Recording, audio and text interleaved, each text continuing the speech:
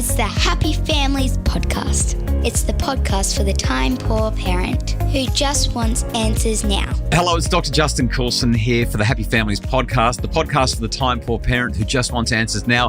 I'm here with a slightly struggling Mrs. Happy Families who has just come back from a week and a bit away with a girlfriend. I don't understand how you can go away, have relaxing time, doing your own thing, no kids, and then you say, I don't know if I can do the podcast today. I'm feeling a bit sick. I'm not sure if I don't know where you got the notion it was relaxing.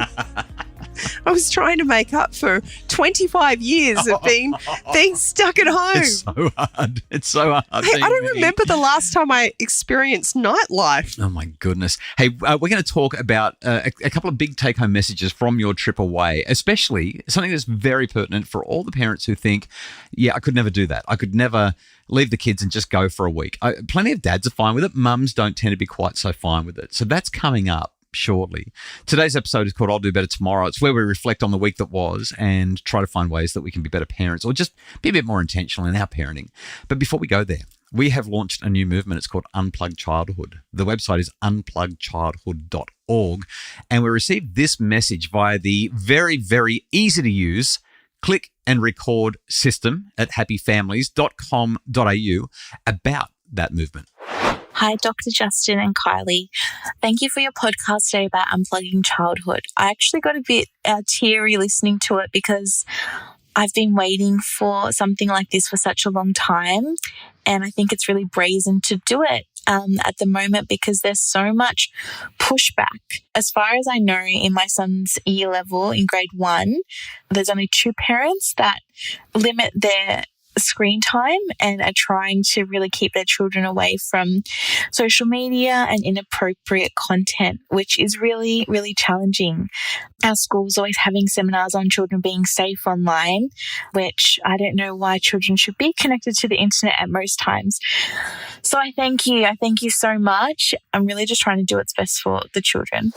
So I can't believe 2 kids in an entire grade 1 class, only 2 kids that have any kind of screen time limits, and grade 1 kids on social media. This is why we need to unplug childhood. Unpluggedchildhood.org is the website. Please go and have a look, sign the pledge, get involved, and collect the resources that you need so that you can share them around with the family and friends that you have in your school WhatsApp groups and Facebook groups. We really, really just want to help primary school kids to have an unplugged childhood. Unpluggedchildhood.org. Okay, Kylie. I'll do better tomorrow. As an extension of that, I've been really, really vigilant, intentional about the way that I'm using my device. When you were away, I discovered that I had less time than I normally have, which is already not very much. And so I decided to do an experiment, had a chat with the kids. They removed some apps from their phones, and I removed email from mine. So I already don't have Facebook or Instagram or Twitter or Reddit or TikTok or I don't have any social media. I've only got WhatsApp so that I can message a couple of people about whether I'm going surfing or bike riding, that kind of thing.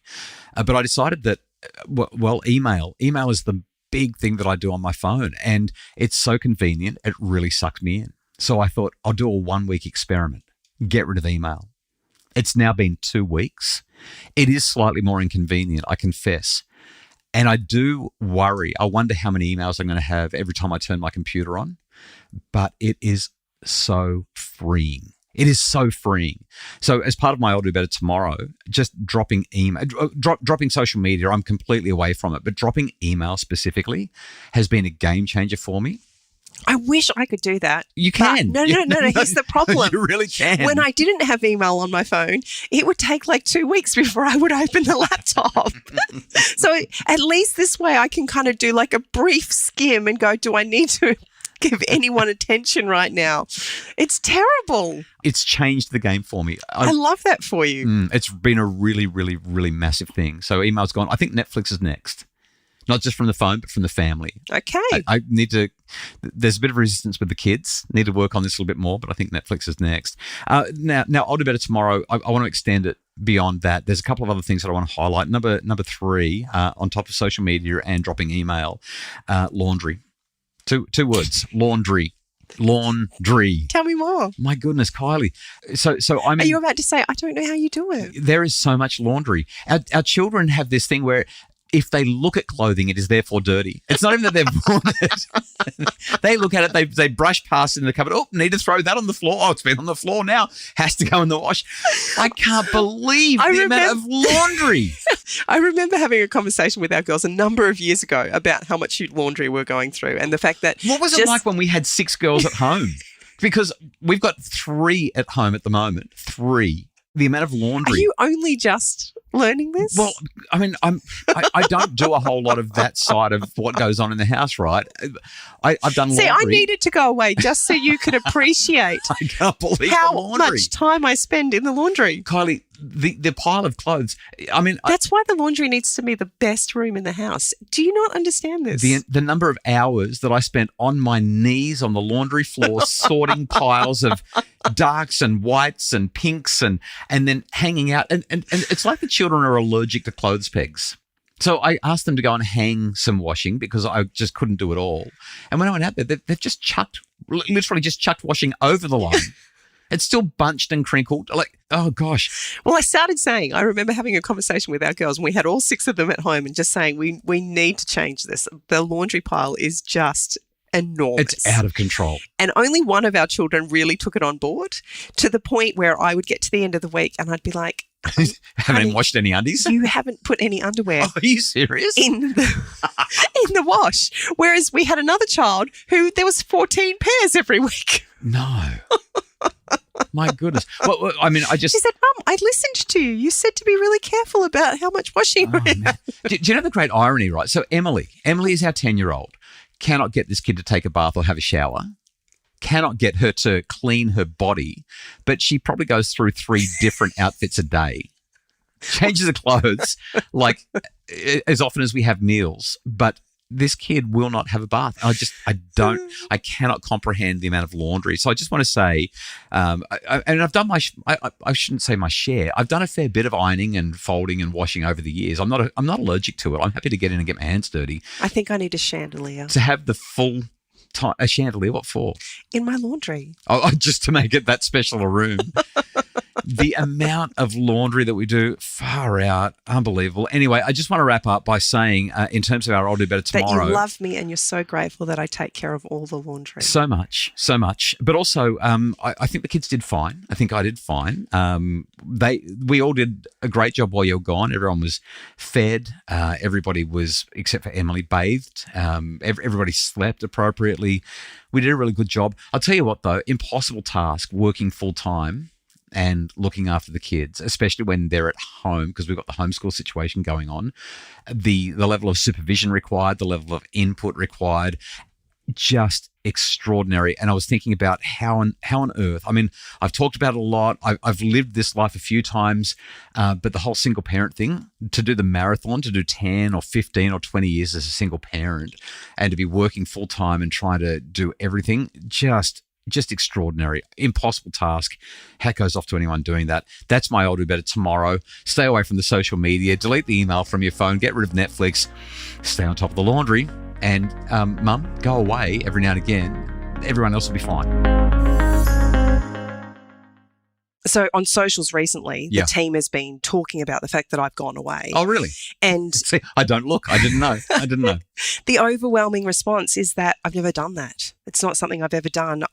Something I can only dream you're seeing of. people, mums are jumping on there and saying that. Yeah. But that's funny because dads don't think twice, right? I'm sure that there's plenty of dads who are like, got a weekend with the boys, or I'm going to go on a surfing trip or a bike riding trip or a golfing getaway. I would imagine that happens a lot with dads. 100%. And the conversations that I'm having face to face with friends and family are literally that.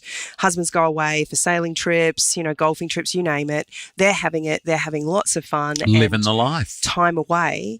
But as women, we're really bad at asking for what we want and what we need in general.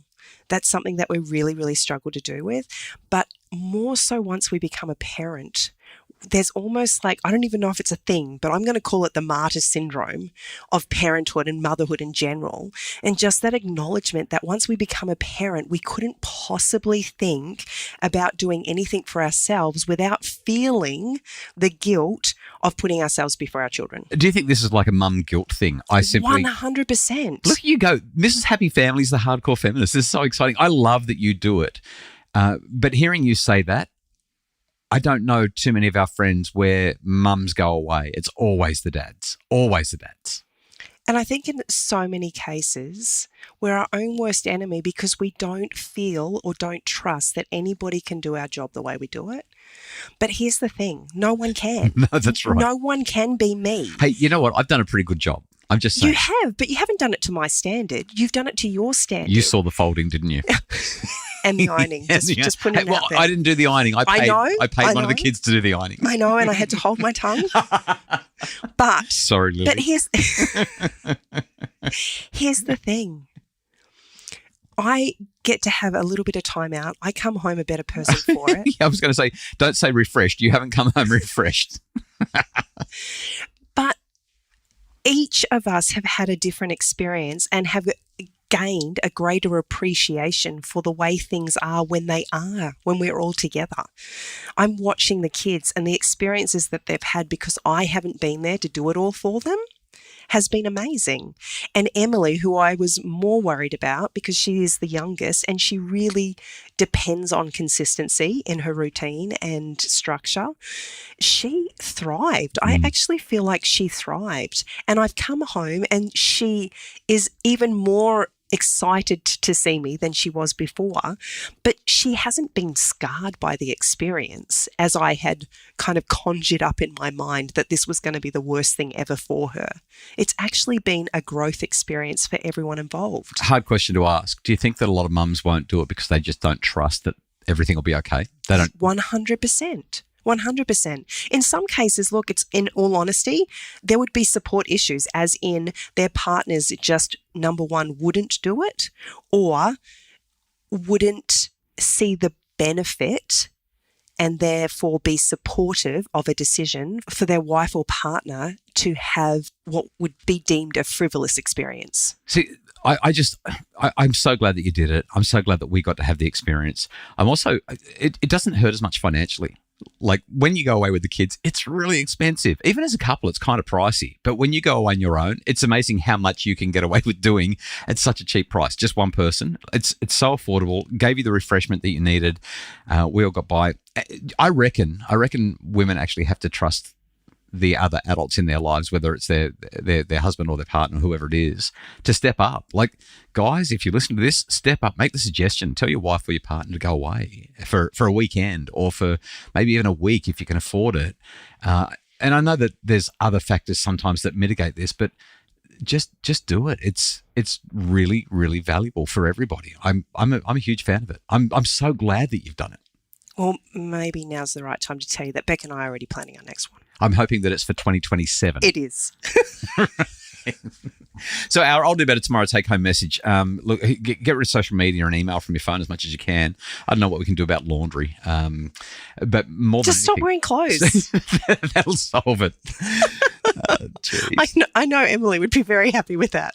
And get mum on a solo break, a girls' weekend away, something like that, where it's refreshment, rejuvenation, come home and just appreciate each other so much more. Great story. I can't tell you how much I appreciate that you have been so supportive of me having the time away and the fact that you've been able to carry the family. It doesn't go unnoticed, but it's so good to be home. Okay, we need to wrap it up there. The Happy Families podcast has been produced by Justin Rulon from Bridge Media, and Craig Bruce is our executive producer. For those of you in Queensland and the NT, school holidays starts today. 1 more week for Victoria and WA, 2 more weeks for New South Wales and Tassie and South Australia. Gee, they've really spread school holidays out like crazy this year. Really bizarre. Hey, have a great weekend, and we'll see you again on Monday with more from the Happy Families podcast.